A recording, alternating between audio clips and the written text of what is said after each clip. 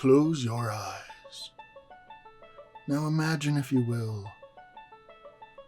beautiful books slide by in a smooth panning shot. We pull back from a wonderfully lit set, perfectly designed for work. Now we push in slowly on some really cool memorabilia. Now imagine, if you will, you were watching a video produced by somebody who wasn't a lazy bastard and actually put all that together. Yeah. I'll get to it. It's my first day.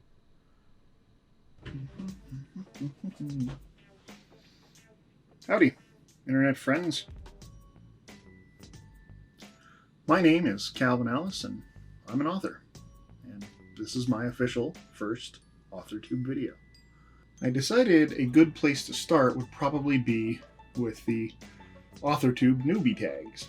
So there's 2 of them, and I've got both of them. And I think I'm going to do one now, and we'll do another one on another video. So I have my little cheat sheet here with the questions on it, so I'm going to be looking at this. All right, let's just jump right in. Question number 1. What brought you to AuthorTube? Well, actually, my friend Nikki from I Read Past My Bedtime, another bookstagram or booktuber here. I'll link her page down below. She suggested it. She had me on her channel to do a really fun author spotlight, and she's been very supportive of indie authors and suggested that I give this a try. So here we are. So thanks, Nikki. What genre do you write in? Well, currently my genre is horror, thriller, suspense, mystery books.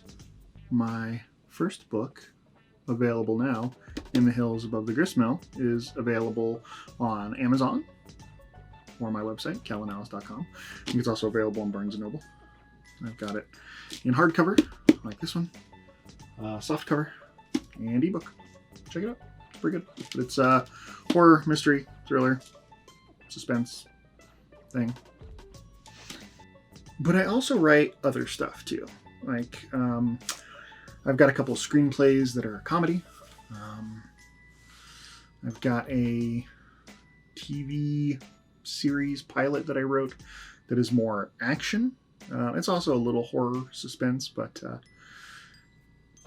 yeah, it's kind of actiony. It's more action than this book or what I'm normally writing. Normally, if I had to encompass what I wrote, it's probably horror, but I really enjoy the thriller and suspense of horror. I think what makes horror good is suspense and whatnot. So I dabble in a little bit of everything. I also, if you watched Nikki's video, know that I did I wrote on a cartoon series on Cartoon Network called Power Players. I helped with one episode of Power Players called Operation Midnight. So yeah, you can check that out on Cartoon Network. But to answer your question with a very long answer, mystery, horror, and suspense. What is your preferred writing tense?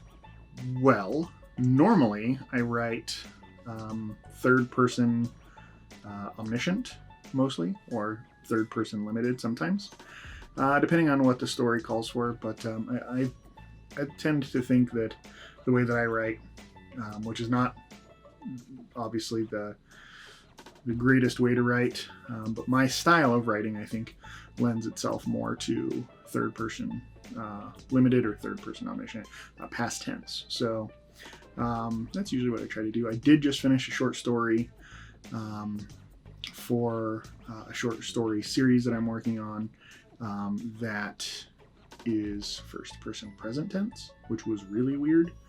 I can't remember the last time I wrote like that, maybe junior high or something, but yeah, it was really tough. So usually third person past tense, omniscient or limited.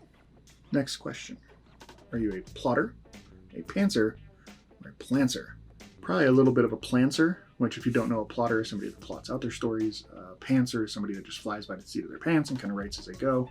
And a plantser is somebody that does a little bit of both. They have a rough outline and then just kind of fly through. Writing is very hardly ever just flying through. It is work. But I would say I'm probably a plantser because I have a rough outline. When you're writing horror and mystery, you kind of have to know who done it. Yeah, so but I do a little bit of everything. I oftentimes will write an entire book around a single idea, and so when you do a single idea that just grows this book, there's a little bit of plotting to it because you're like, well, I know I need to get to this point, and how do I get to that point? So a little plotting, but mostly I just create a character and push them into a situation and see what happens. So I know that's a really cliche answer, but it's the funnest part of writing for me. So yeah. Next question. Are you self-published? Are you traditionally published? Or are you not published yet? I am traditionally self-published. I'm kidding. That's a stupid joke. I am self-published. I had shopped my book for a little while, sent it to a bunch of agents, queried a bunch of agents. And that process was actually going pretty well. I had some interest, not as much interest as obviously one would like. Nobody was just throwing bags of money at me. And I realized there was a part that needed to change, which if you watch Nikki's video over on her channel, The Author Spotlight, I explain a little bit more about that. But during that change, I realized that I really wanted to have creative control of my book. And I know that's a really arrogant thing to say, like, oh, I'm smarter than the agents. That's not the case. Not the case at all. I just really liked my book the way it was. And I know it's not commercially probably the best version of it, but I'm okay with that. I didn't write the book to sell it. I wrote the book because I enjoy writing. And I really like the story. So, yeah, so I went the indie route instead. It's a lot of work, and I'm not great at the marketing part afterward, but yeah. Next question. Dream publishing house or literary agent? I mean, obviously, like Random House and Penguin and Viking. There's a bunch of really big places that I wish would just come kick down my door and dump a bunch of money on me. Let me roll around all indecent proposal style, but I don't really care. Like, just a company that cares about stories and storytelling and authors. Yeah. As far as literary agents, there was a bunch that I really liked. There's a couple from what was it called? Donald Massey Agency out of New York that I really liked. Jessica Faust from Bookends. I sent her a query. It just wasn't right, and that's okay. There's just there's a bunch. There's who else? I really feel bad because I feel like there's some that I really should be remembering right now. Paige was her name. It's been a while. It's been a while since I stopped querying. So, yeah, I researched a bunch of them. So if you're currently querying and your book is similar to what mine was or is, and you want some names, I'm happy to throw some your way. So there's some great programs and stuff out there. Query Master, I think is what it's called. That just has them listed. So just do your research. Next question. What are your plans with AuthorTube?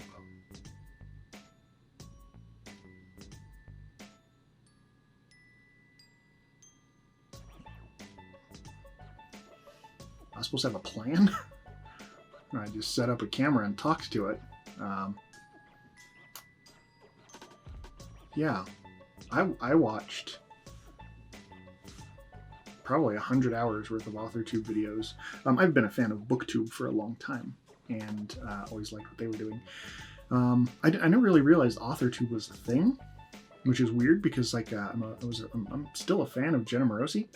I think she's hilarious, and so I knew that there was a place. I watch writers all the time. What writer doesn't waste half their writing time watching other people talk about writing because we can get away with it? If we can consider it research, we can count it as writing time, right? So, yeah, I spent hours and hours and hours watching AuthorTube videos.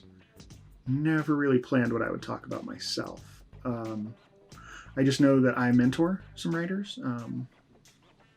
I've been doing that for a while, which was weird because I wasn't published, but I just, in my non-writer life, I'm a leadership development coach, and I do a lot of mentoring and stuff like that. So when I had people that were trying to start writing around me, I kind of just naturally stepped into that mentor position.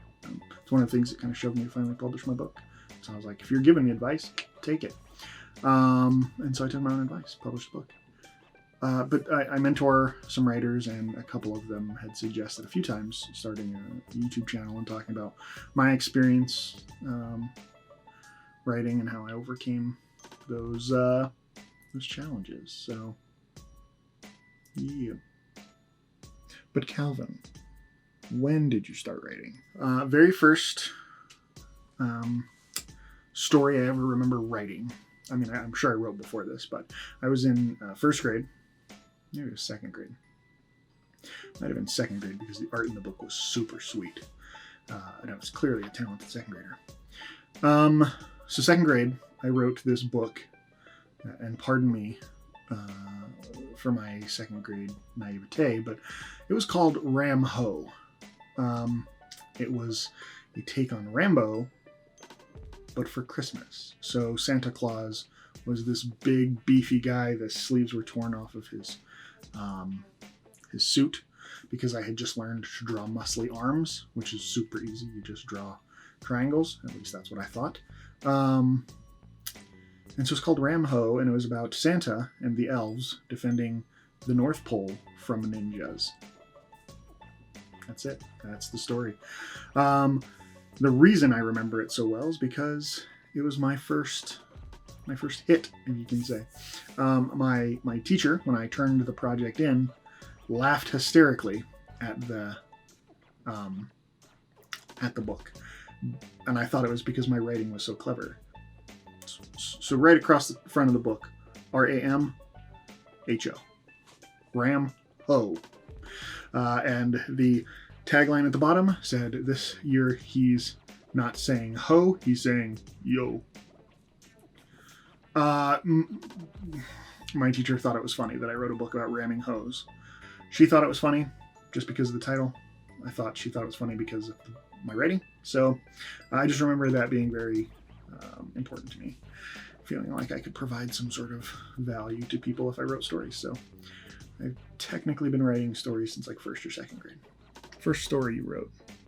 That's the next question. I think I just answered that question with the Ram Ho situation. What authors inspire you?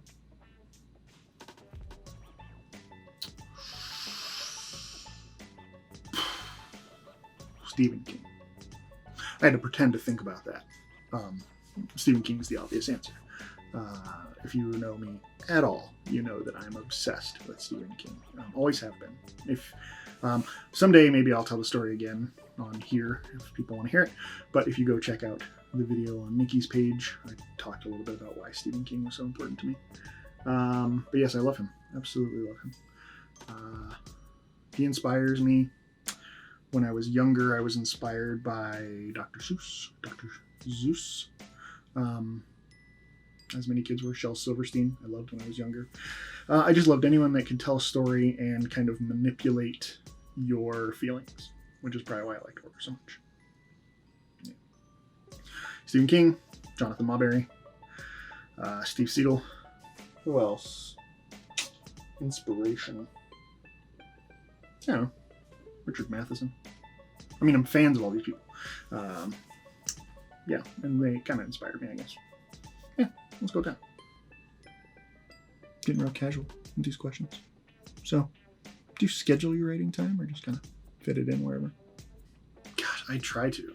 I make it a point to try to write at least 15 minutes every single day. It's easier if it's scheduled, obviously, because then it helps with the routine, and routine makes everything easier.